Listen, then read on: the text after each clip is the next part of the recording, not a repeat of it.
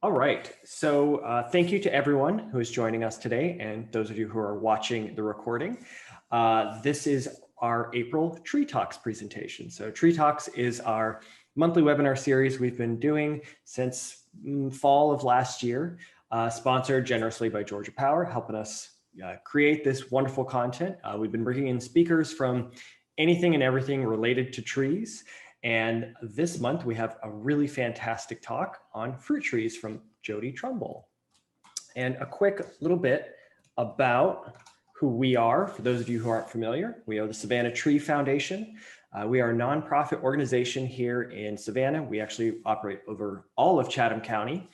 And it's our mission to protect and grow Chatham County's urban forest through tree planting, community engagement, and advocacy. So we stay pretty busy, and this is a way that we can engage with the community and also advocate for trees. And today we have a fantastic speaker. So I'm really excited about today's talk. Jody Trumbull is a full-time dual degree seeking student at Harvard University. Before returning to school, Jody was employed for 25 years at SCAD, where she specialized in project management for executive administration. While at SCAD, she worked as a design team leader on dozens of building renovations and design installations. Among her favorite were floral works, such as a marquee floral wall for the Oscar de la Renta exhibition at SCAD Museum, featuring 14,000 roses, and her work on designing edible landscapes at the college's urban farm initiative, the Back 40. In 2020, Jody's farm team successfully cultivated more than 50 distinct crops, mostly heritage types, and donated over 2 tons of produce to Second Harvest Food Bank during a pandemic. It's really impressive. I'm having a hard time keeping my garden going with the squirrels, so I really appreciate how difficult that is. She also led the development of a successful apiary for the institution. Currently, she's working on a project with the Harvard Innovation Lab on developing specialty equipment for efficiency in vertical and hydroponic farming operations. So very cool work. She knows a lot about food. Jody is Never a dull moment. Yeah, not at all. Jody is passionate about food cultivation and sustainable development. When she's not conducting hive inspections or otherwise knee-deep in her studies, Jody enjoys working on the development of her own urban farm and floral work.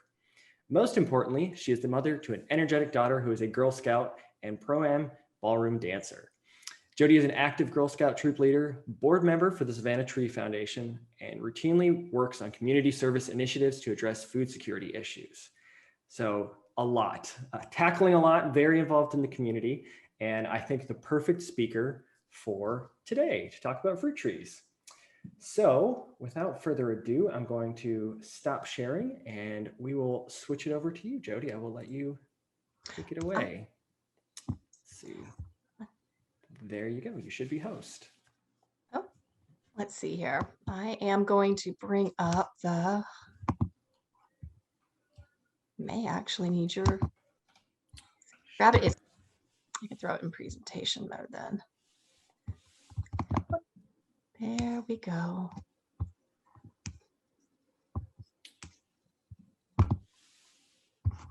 Oh. All right. And it does not seem to want to let me go to presentation mode. There we go. Got it. Perfect. There we go. And I will be here just off to the side. So if you need anything, just holler at me, but feel free to take it away. Thanks. Thank you so much for joining us. And I really appreciate the Savannah Tree Foundation having me for this lecture on fruit-bearing trees for the home landscape. Simply stated, because everything starts at home.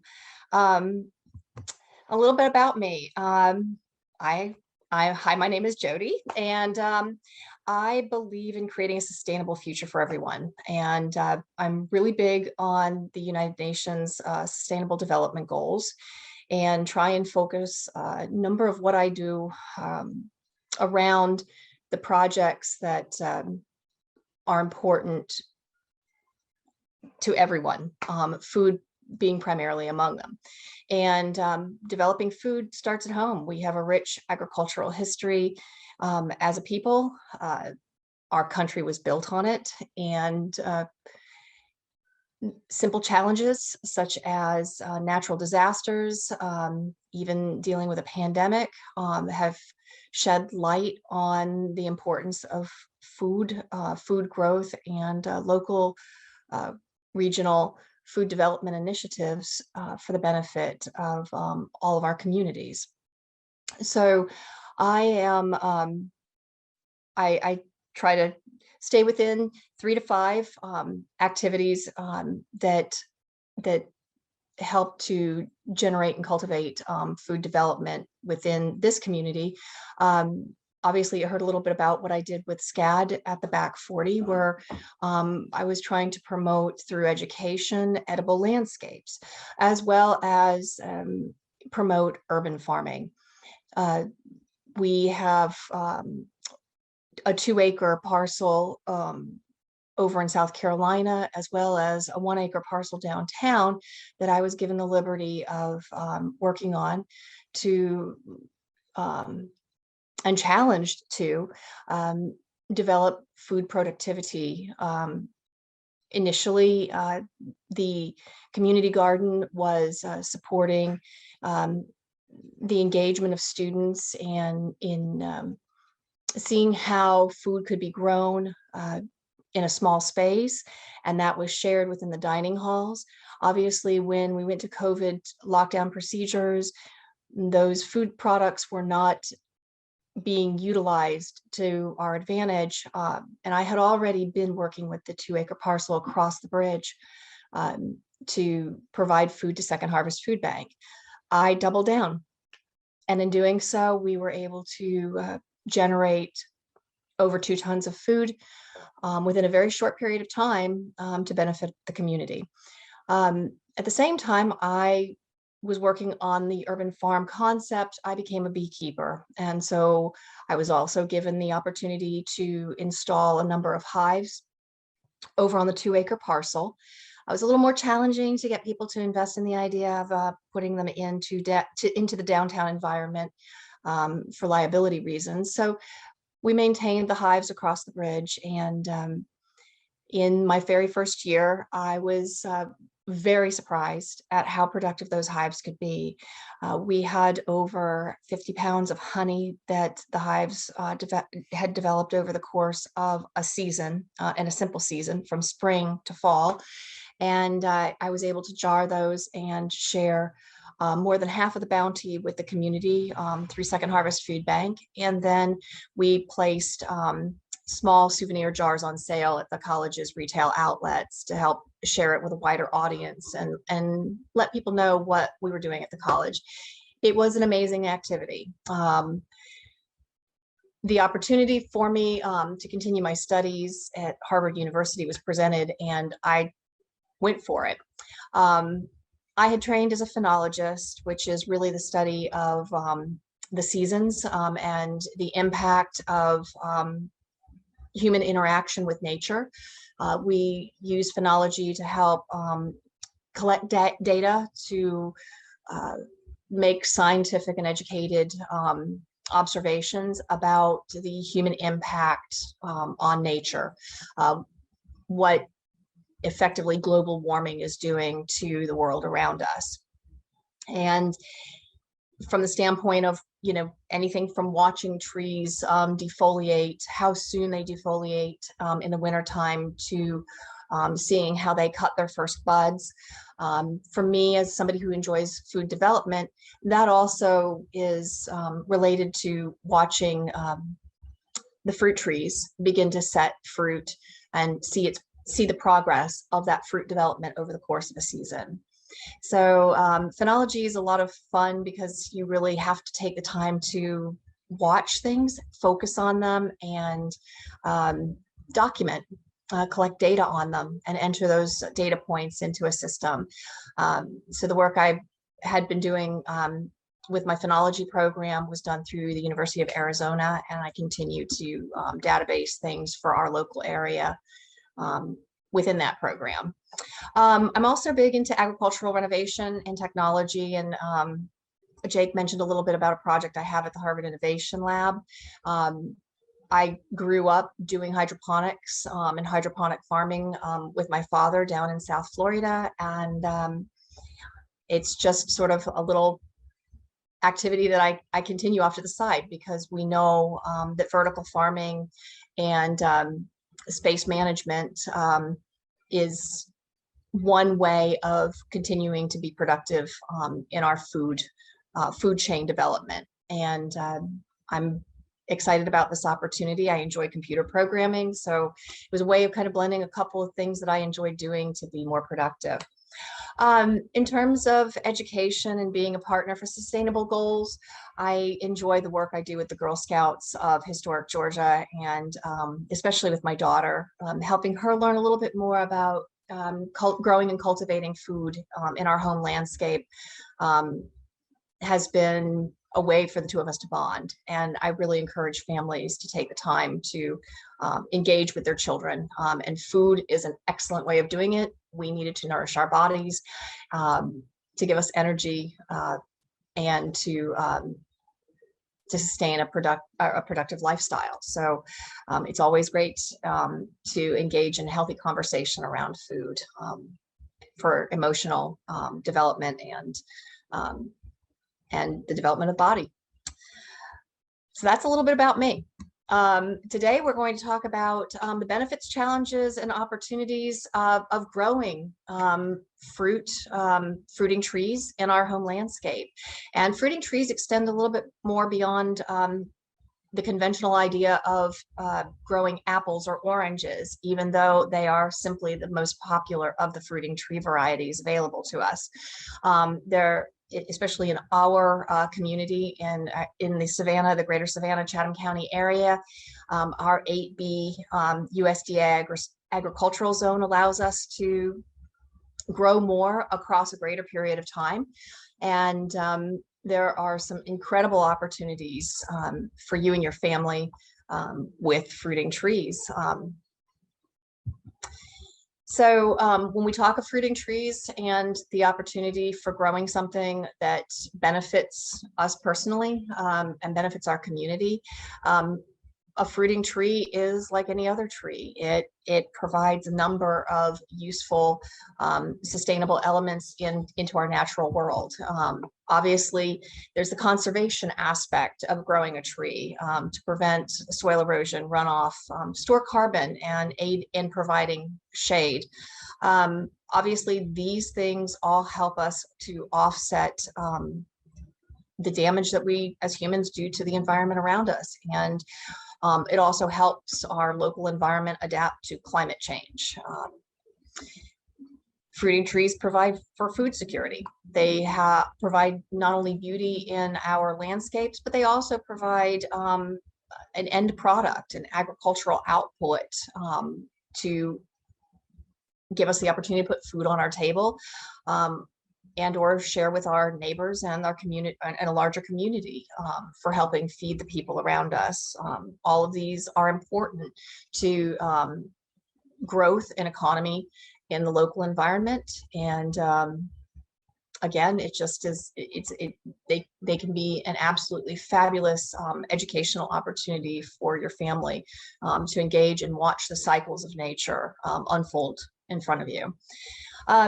And then, of course, a personal favorite of mine is habitats for wildlife and pollinators. In particular, I love the opportunity for watching honeybees feed on the nectar of the flowers. And obviously, they help to pollinate and set fruit, especially cross-pollination for some of the fruiting trees that do still require, that are not self-pollinating, that do require the additional aid of a pollinator to help with fruit development. So I threw in a little bit of trivia to help with conversation throughout the presentation. I mentioned earlier that among the most popular of trees are apples and oranges. It's always fun to me, for me, especially having grown up in South Florida, to hear that orange trees are still the most popular tree fruit in the United States. And I think it's interesting to see these numbers and these data sets come together because while there are only 1 million acres of orange trees compared to the 2 million acres of other fruiting types of trees, it's still interesting to see people grow them. And I really do enjoy, especially as some of the newer hybrids are being introduced that are more disease and pest resistant. To see people taking the opportunity to either keep them in containers or keep them or replant them in their front yards or even in their backyards, they're really it's really amazing to see the little orange fruits from November through February all around the community. And locally, I mean, I can pretty well tell you that about a dozen houses in my neighborhood alone in Midtown Savannah have some of the most beautiful orange trees growing in their yards. So obviously, with all the opportunities and benefits of growing fruiting trees, there are still challenges. And among those, obviously, is space. And while many people, especially in our area, are fortunate enough to have yard space to be able to adequately and sufficiently grow productive fruiting trees, there are still challenges for yet others. And again, I'd mentioned a number of the hybrids that are being introduced provide us with opportunities for growing containerized fruiting trees, but still those choices have to be made wisely. And even for those who have yards, giving yourself adequate space and ample resources to be able to nurture and grow that tree will definitely lead to a better experience and a more fruitful, no pun intended, outcome for those who are enjoying the opportunity to grow fruiting trees. Disease and pests, especially in the South, we know that there needs to be an equitable balance in the quality of care for a tree. Obviously, there's a larger discussion about how to treat for disease and pests, and some of those come with the challenges of deciding whether or not to go organic or to take more aggressive action with pesticides and other disease preventing substances that are a little bit more toxic, and how to do that and how to do it appropriately is very important. And then there's waste, and I can tell you from my personal experience, having to pick up rotting fruit is never fun, and yet we still take the time to service our yards, and cleaning up, whether it's pet waste or leaves, is really no different than cleaning up after a fruiting tree that whether the harvest has been too great or there's blemished fruit, you still can, there's still ways of being able to handle it for a positive outcome, and keep this from being a source of a challenge or a source of dismay for a homeowner looking to have a productive fruiting tree. And then obviously resources, and certainly as our changing environment is presenting challenges, whether it's with water, whether it's with soil degradation, there are ways around those avenues to help you continue to have a thriving fruiting tree or trees, hopefully, in your home space.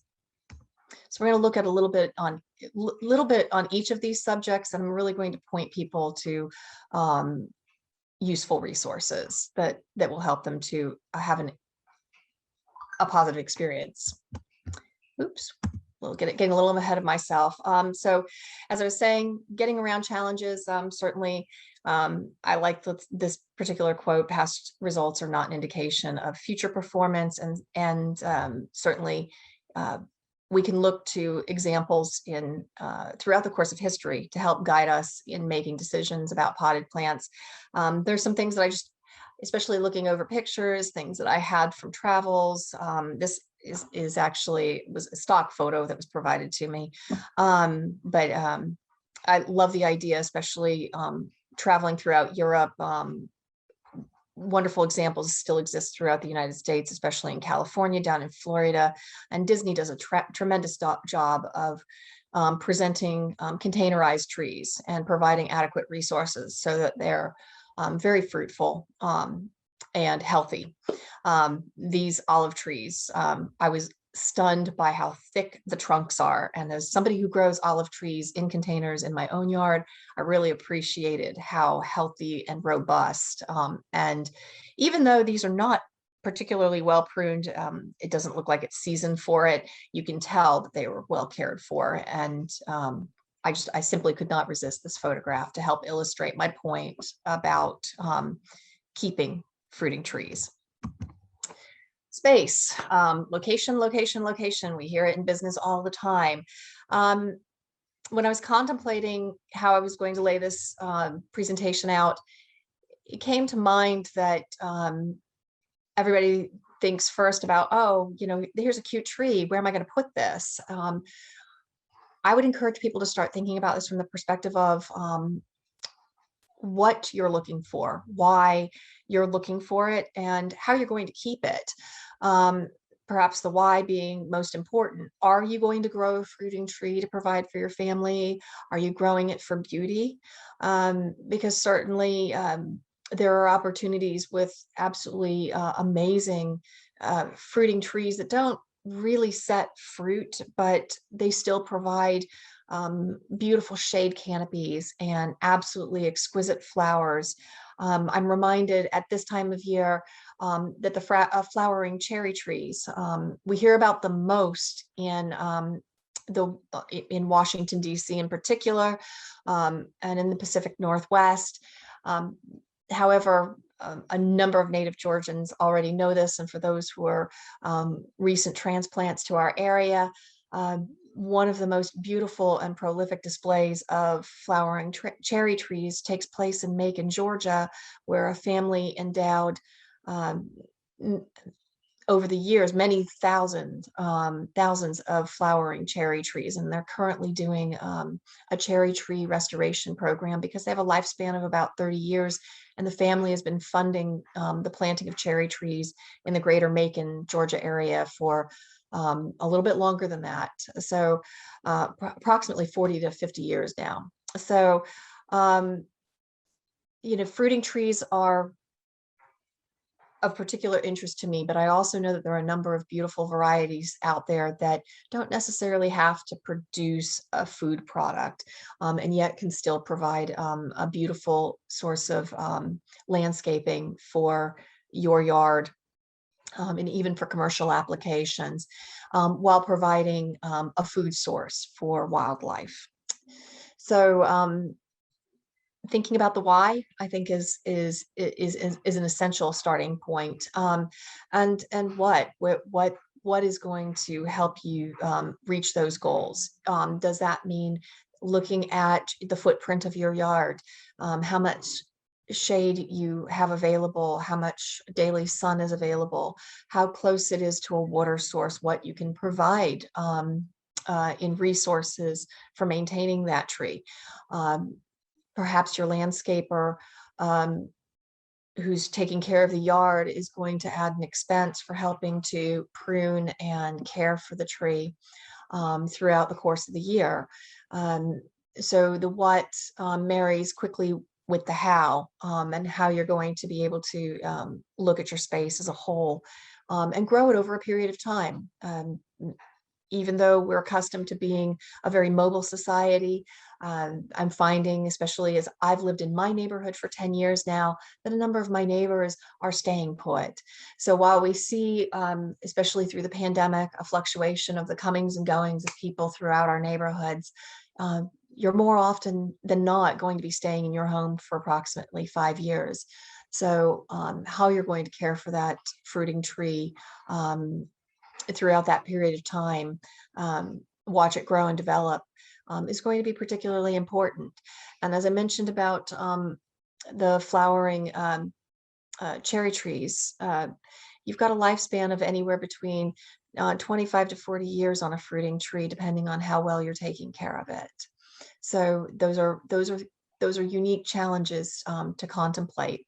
If you're an apartment dweller, these are also questions you're going to have to ask, and probably take more consideration, time and consideration before jumping at that cute little fruiting tree that's speaking to you from the shelf of the Home Depot. Obviously, if you are living several floors up, and yet you've got an absolutely exquisite terrace that you can put a flowering or a fruiting tree out on. Is that terrace going to support the weight of a 25 to 30 gallon potted container, and one that you're probably going to have to upsize over the life of that tree? And even if you only have the tree for a certain period of time, when you move out of the apartment, how are you going to will that to somebody else? Or are you going to pack it up and take it with you? And trust me, I have hauled some of my fruiting trees from house to house as I've moved around Savannah in the last 30 years. So I know exactly how much time and energy it takes to move some of your fruiting trees with you. Clearly, as you say, as we consider all of this, aren't there dwarf varieties? And I get a good chuckle out of this, as I'm sure some of our seasoned tree experts will. It's not necessarily about dwarf. Obviously, there's a great deal that's gone into the genetics of hybridizing and creating dwarf varieties, but fruit trees as a whole tend to have a smaller footprint than some of our larger, more stately deciduous trees. So I would say to you, it's actually more about pruning, because you can take a standard fruiting tree, and given the time and effort into pruning, you can create a dwarf tree out of it. Obviously, this leads into talking about being creative in your landscape, and with a full-sized fruiting tree, there are opportunities to espalier that. And here again in my photographs, I showed a little bit of the opportunity to espalier. Most commonly, people are accustomed to seeing espaliered trees along a supporting wall, but they also occur in the natural landscape. And trees like apples and pears obviously lend themselves naturally to being able to take those branches and prune and trim them in such a way that you can freeform an espaliered tree, and they can be incredibly productive. Again, going back to keep being creative. One of the things that I did with some of the landscapes while I was working at SCAD was I encouraged the planting of fruiting trees.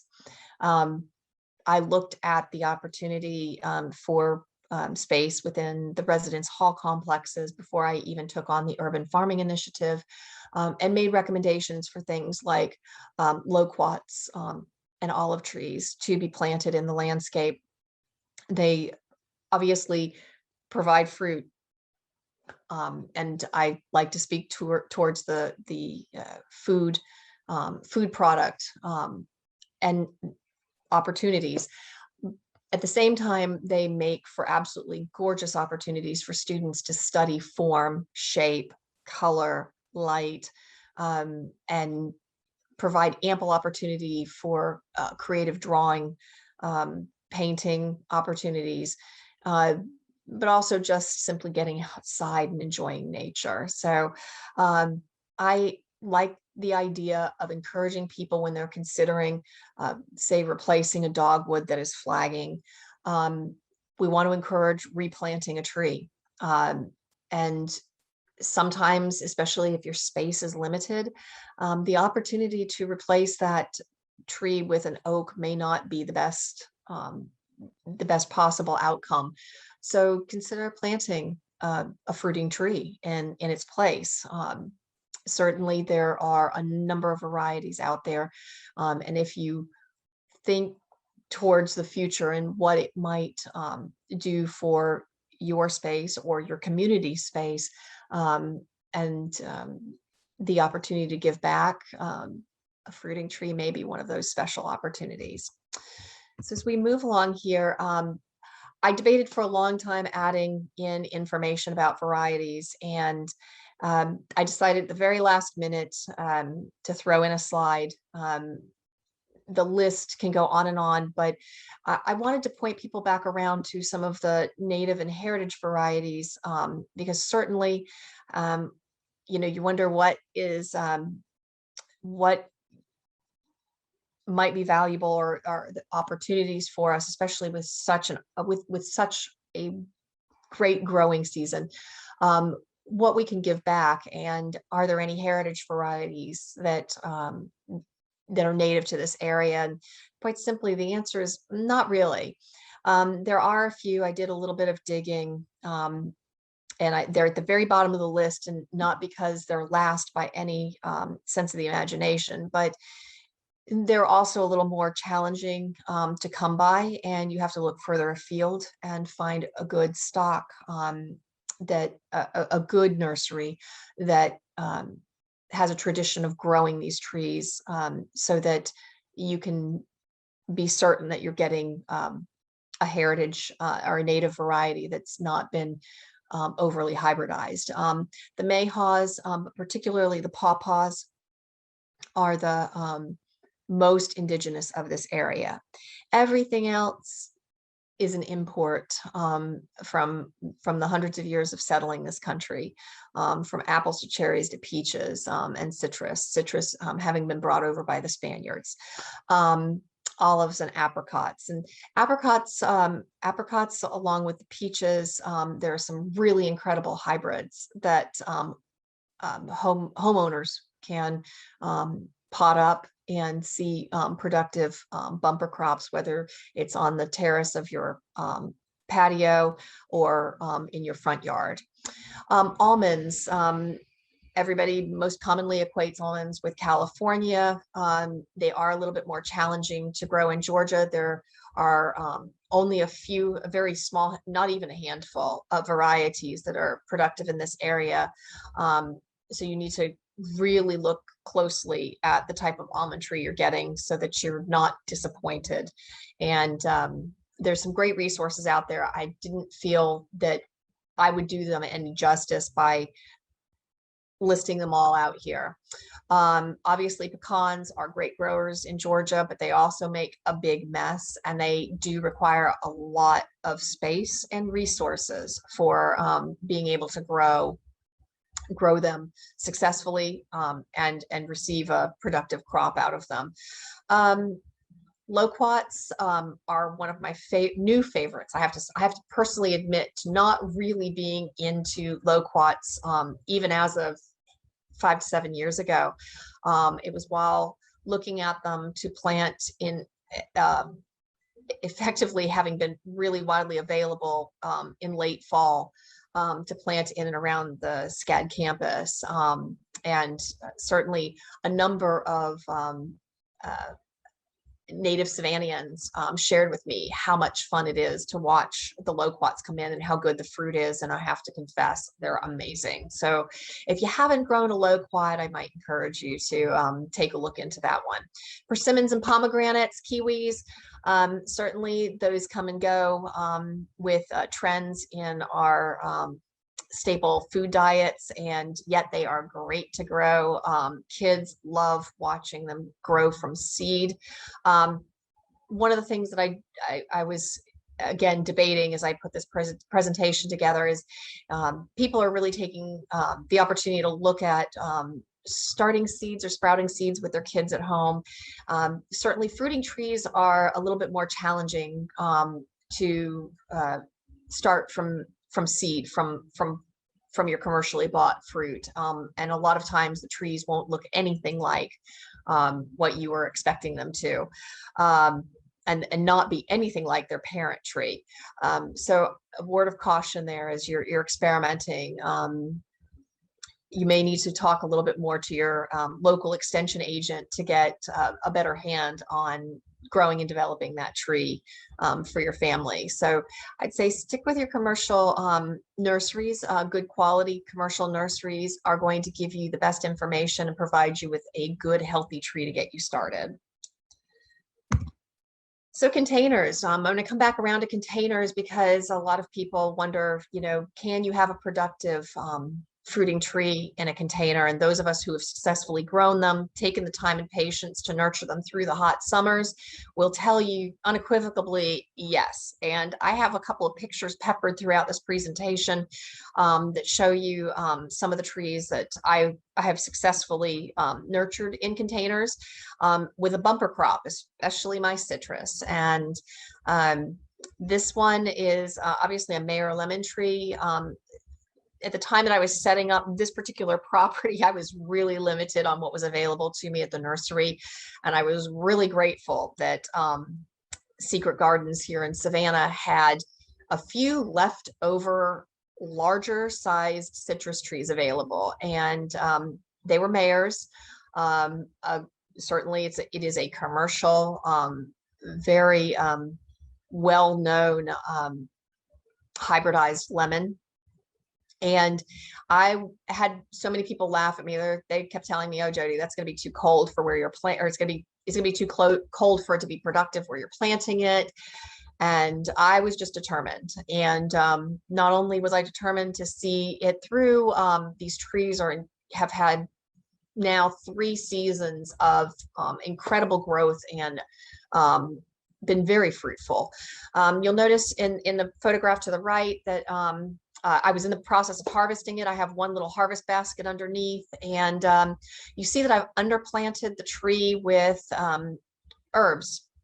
I did it as both a visual stimulation, as a sensory stimulation, because all of those herbs can be touched. And certainly if anyone who grows lemon trees knows they're really thorny and particularly unpleasant. And in the wintertime, we do get a bit more defoliation of them in this area than you would in a southernmost climate. I thought it would be a great opportunity to show some versatility, as well as it being a productive, an extra added value production. I've harvested, I can't even begin to tell you how many pounds of herbs off of these, out of these boxes. And in this particular setting, there were 4 of them. It was a symbiotic relationship between the citrus trees and the herbs. And I now do it in all of my home potted plants, just to get some extra mileage out of my space and to create something that looks beautiful. Dwarf and patio varieties. Again, you can take a standard tree, and a couple of our colleagues on the Savannah Tree Foundation board do bonsaiing of trees. You can take a standard tree and bonsai it. And in this particular sense, this is a little patio variety, but I had the option to choose from a couple of other bonsaied ones, and I just didn't feel like you could see the fruit well enough. But they can be really productive, no matter what the size. It really depends on how you're caring for it. Making sure that you have an ample size pot. Clearly, the size of this lemon tree dictates that I have a larger vessel to hold it. Whereas the smaller little kumquat tree doesn't require nearly as much space. Thinking beyond fruit, as in citrus fruit or apples or peaches and lemons, and into olive trees and other nut trees, such as the almond tree we were speaking of. They can be trained. Again, pruned appropriately, bonsaiing the roots. They can be trained and be very productive within containers. And again, going for the decorative, versatile, and practical, as you're thinking of edible landscapes, everything in this pot that you see to the right is all edible. There's oregano, there's peppermint, there's sage, and there's rosemary. And obviously then there's the lemons. And so it's attractive.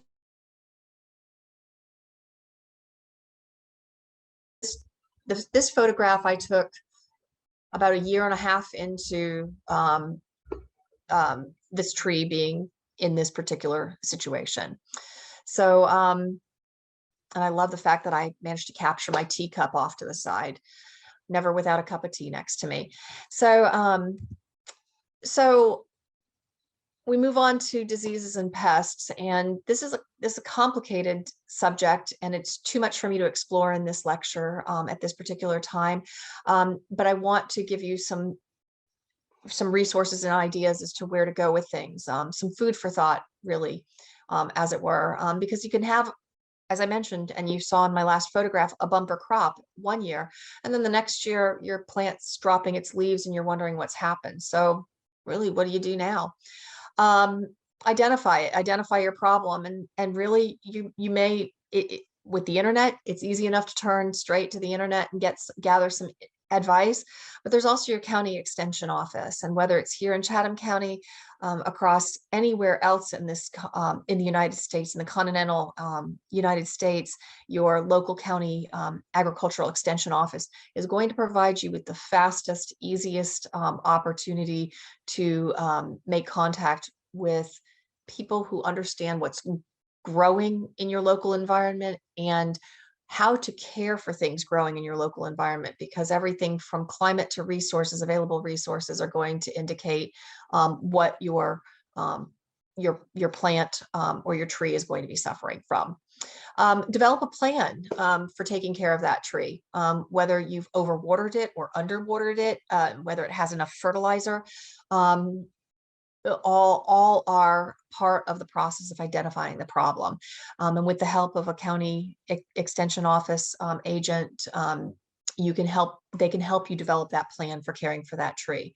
And again, among the things that need to be done when caring for your trees, practice good hygiene. And what I mean by that is cleaning up the leaves, cleaning up the fruit. Sometimes something as simple as washing down the leaves with some Dawn soap help to eradicate things like aphids, but making sure that you're also cleaning your pruning tools regularly with rubbing alcohol or soap and water, and keeping them stored properly are all part of it. Stagnant water, if you're using a vessel as an opportunity to capture water, rain runoff, and water your plants, making sure that water hasn't gotten stagnant, because certainly elements, algae and other bacteria growing can affect the plants and trees that you're watering with it. Before you spray or dust, do things such as doing your basic cleanup, your hygiene, your watering. Right now I have a lime tree that clearly one of the water exit spots or multiple water exit spots in this container have become blocked. And I know that it's causing trauma for the tree. And I will take it out of its pot and I will clean all of the soil off of its root system and I will replace it with fresh soil. That may mitigate a lot of the problems that the tree has. And when your tree is suffering, you're inviting disease and pests, and it just makes it makes them easy prey to whatever is ailing them. Obviously, I want to encourage people to go or consider organic before treating with chemicals. And yet I also understand and respect that chemicals can be the fastest way to treat something and be more respectful to the environment, especially if they are used correctly and in an appropriate way. When all else fails, and sometimes it will, replace it. Don't just give up, because every experience that you have in caring for and taking care of your trees is one for exploration, and you're going to make mistakes, and trust me, I've made plenty of them, but it's not something that I'm easily willing to just give up. Just because I've not been successful once doesn't mean that I'm not going to try again, especially nowadays where we're developing trees and there are more nurseries involved in growing trees here in Georgia. There are better opportunities for getting the right hybrid or the right native variety that will be successful in your yard. Friend or foe, here's my opportunity to talk about pollinators. Thank you, Jake. I love honeybees, and yet most people consider them pests. Most people would also consider native bees and wasps to be pests, and in many cases, I wholeheartedly concur. However, they serve a very valuable purpose in the pollination and ecosystem operation. And so I am not, I'm really reticent to spray. That is, unless they are nesting in my window sills or underneath my deck.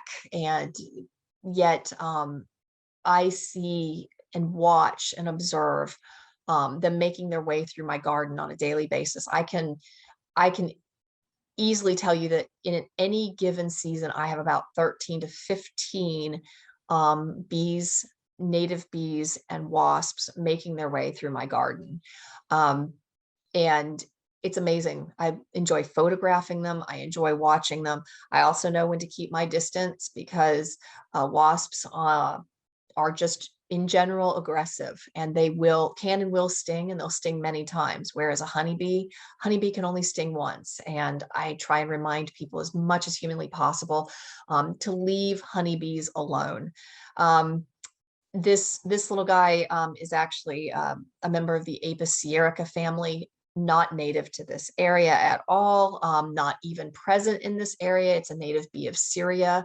And I point it out because in the Levant region in particular, but Syria most specifically, there's been a massive decline in their native bee habitat. And the Apicireca is a native honeybee to the Syrian region.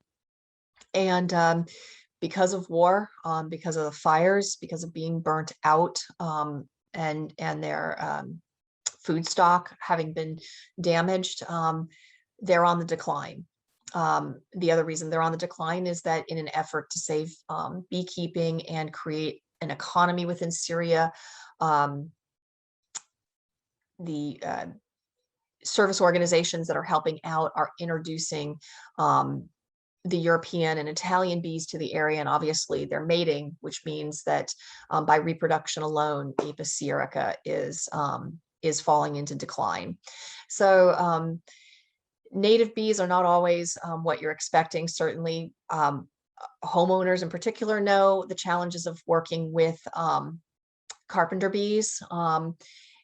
Give them a home, let your kids make carpenter bee habitats out of old coffee cans and bamboo straw. Certainly we have enough bamboo growing in our alleyways throughout Midtown that it can make for a fun weekend opportunity, and keep them out of your edges, but leave them alone. They help us with our tree pollination and our plant pollination, and they're certainly a value added benefit to our local landscape. Other tips for encouraging native pollinators and bees and other birds and other native pollinators in your home garden. Identify them. That makes a great project to do with your children on the weekends.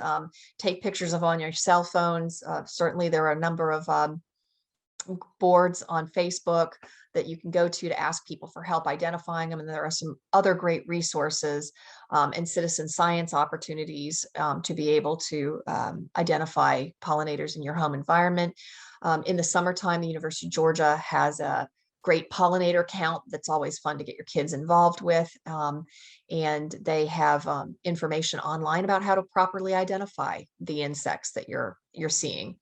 If you must spray insecticides or fertilizers, try and do so at dusk or even at dawn before they get started, but preferably at dusk so that there's time for the harmful materials to dissipate on the leaves, to treat what you're treating, but also to dissipate so that pollinators are not as harmed or affected.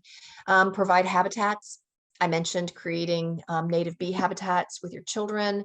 There are loads of things on Pinterest and online in general that can help be a source of inspiration for this. This is not necessarily intuitive, but provide a water source. A lot of people will say, oh, I've got the bees in my swimming pool. But if you provide a small saucer of water or a fountain in your front yard or in your backyard, clearly keeping the water bubbling so that you're not gaining mosquitoes in the process, but it can provide a great source of water for any type of pollinator, really. And then, of course, I pointed out, observe and enjoy, because really there's a great deal of beauty and simplicity going on, and it's a great meditative process to enjoy pollinators in your home landscape. So resources, circling back around to our fruiting trees here, materials and resources, local nursery versus the big box versus mail order. There are so many resources out there, and it's really all a matter of personal preference. You drive by the Home Depot and they have got sitting right out in the front and center, some absolutely gorgeous fruiting trees. Should you pick them up and buy them? Are they going to be successful? I would say yes, you're going to have a great deal of success with whatever you purchase from wherever you purchase it, depending on the time and level of care that you're putting into that. However, I would also say supporting your local nursery is a value added benefit to our local economy. And so I would encourage you to get out and explore a little bit more. Any number of places around Savannah, there's Herb Creek over on Victory Drive. There's Savannah Secret Gardens over on the, I guess, northwesternmost side of town off of Ogeechee Road. There are little nurseries peppered in and around here and there that have a wonderful stock of trees. And I have been very successful with any fruiting tree that I have purchased locally. It's just a matter of the time and attention that I've put into it. Mail order sources are also good for purchasing trees, but I would encourage you to pay attention to your USDA zone and do a little bit of research before you jump at it. Quality gear for perennial care. It sounded like a little bit of a rhyme there, but keeping watering sources, a hose nearby, or getting a watering bag while you're purchasing your tree, especially at this time of year. If you're going to navigate around, and right now we are just on the other side of the best planting season for our local area, you're going to have to put more time and attention into it, and you're more likely going to have better success if you stick with a container, a small patio or dwarf variety in a container. One that you can give ample amount of attention to, but having a watering bag for it is an excellent way of being able to care for that tree right up front. Tree fertilizers are great. Pay attention to the instructions on the boxes. I personally prefer to go with the organic varieties. And if you're looking for a recommendation, I use Job's, but there are any number of great quality tree fertilizers out there suitable for whatever you're growing. The same tools that you use in your garden, your same pruners that you use on your shrubs are great. However, I would recommend cleaning them. Do not jump from your shrubs to your trees to clip and prune. Make sure you clean in between. A little bit of bleach and rubbing alcohol will go a long way to caring for your trees properly. Getting help and advice. Jake at the Savannah Tree Foundation is a great resource, as are a number of our board members who have local businesses that can help support you in your endeavor. You can also turn to your local county extension office. And then, of course, there's always the internet, never to be dismissed, because there is some great information out there. When you have too much, because ultimately the end goal is to harvest a bumper crop, and with a little bit of time and attention, or a lot of time and attention, depending on how much you have to give, you can really see a volume in your production. And to this topic, I want to point out the photograph, which happens to be of a brilliant neighbor of mine who took up their invasive species of grass. For those who love grass, I am not a grass lover, but I had to admire her enthusiasm for doing this. She tore out her entire front yard. Started a little corner of the front yard as a vegetable bed and pollinator garden for her growing sons to putter around in and observe. And about 5 years ago, she laid in an entire field of citrus trees, and they were sticks in the front yard.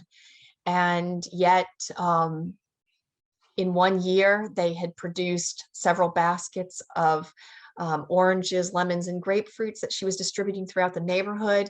And this past winter, she was begging people to take the citrus off of her hands. One of the things I recommended was donating it to Second Harvest Food Bank or 912 Food Truck. They're both great resources in our local community for being able to help support food distribution and feeding those in need within our community. So there are always great opportunities for being able to support those organizations, and a little something from your yard goes a long way. And speaking of going a long way, food waste. I think it's an important topic to bring up here as we round out the discussion, because obviously if you're growing fruiting trees, whether it's apples and oranges or olives and pecans, food goes to waste in our community, and to a greater number than we could possibly imagine. 1.6 billion pounds of trash annually in the state of Georgia alone, and that adds up. Certainly, it has an economic value. That's food that you're putting on your table. It's food that's being supplied in our providing jobs in our local economy. And there are opportunities for being able to convert that waste into something productive. That can take the form of energy through some of the new energy initiatives that are going on, but it can also be done simply at home through composting. And not only composting, but also looking at your ugly fruit or your misshaped fruit, things that have blemishes on them, or that you have in too much quantity, and canning or preserving it. And yes, it sounds a little old-fashioned, but a little bit of elbow grease and some thought into what you're going to do with your food productive, your productive fruit trees, and the yields that they provide you can go a long way for supporting not only your family, but your community at large. So I forgot I had a slide to that effect. So repurpose or rot, consider converting those into jams or conserves. And then anything extra, your peels, the fruit that's just laying around on the ground, put it into your compost bin, so that you have it for enriching your soil in your garden the very next year, or underneath your as fertilizer for your shrubs and your fruiting trees the next year. There's great opportunities with composting and soil regeneration. So to come back around, circle back around, go forth and grow. I couldn't resist bringing this back to our attention. When you're planting a tree, whether it's a fruiting tree or a flowering tree or a deciduous tree, you're planting hope for a better future for everyone in our community, in our country, and the world as a whole. We're leaving a legacy. And I'd like to invite you to stay in touch with us, either through the Savannah Tree Foundation at savannahtree.org.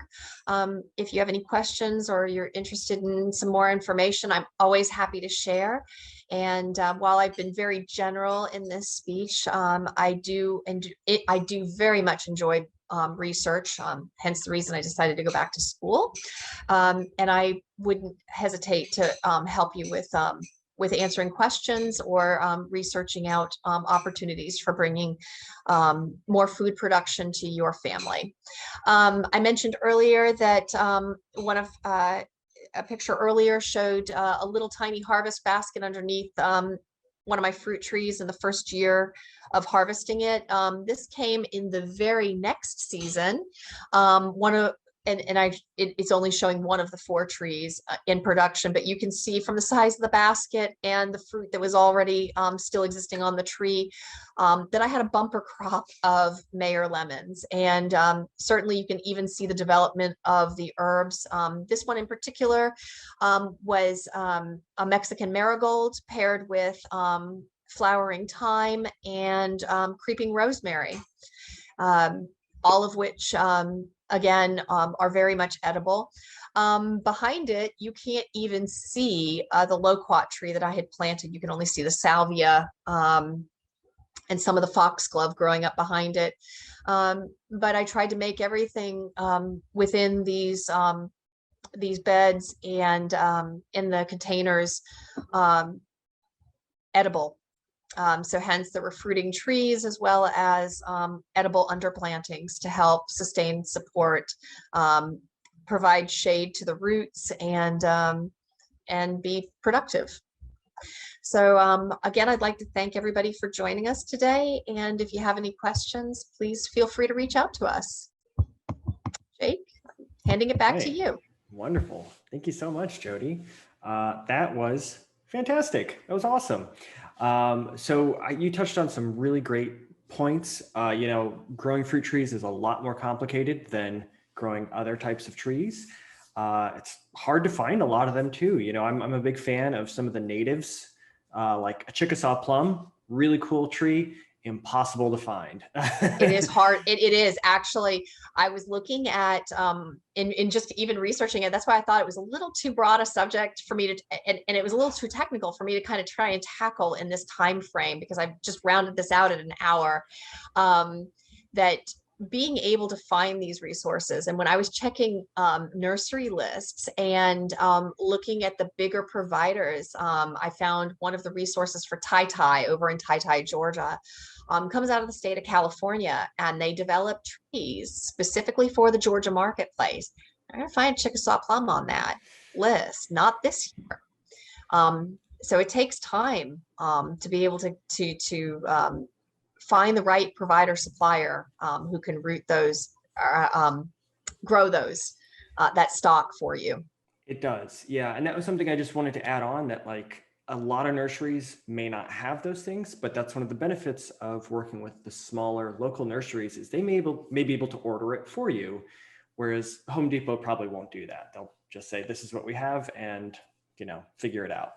Right. So benefits of shopping local, even more. It's very true. That's very true. And I will say, I do, and I kind of flag them. I will put together a list, because there's some really incredible nurseries towards the center of the state of Georgia and up in the northernmost region of the state of Georgia that have some great varieties that will do well here in our coastal plains area. So they're worth looking into. Certainly, you may have to go and pick up that tree yourself, but hey, there's a great Georgia farm program with farm stays, and there's the Georgia Farm Passport that one can invest in through Georgia Grows, and there's great opportunities for being able to explore more in the state of Georgia, make your way through the state and be able to see what we're growing here. Wonderful. Very cool. All right. Well, thank you again for everyone for attending. Thank you, Jody, so much for the fantastic presentation. Yes, it was wonderful. Thank you. And everybody keep an eye out for next month's Tree Talk. We'll be doing this month to month, so keep your eyes peeled. Thanks again, Jody. Really appreciate it. And take care, everyone.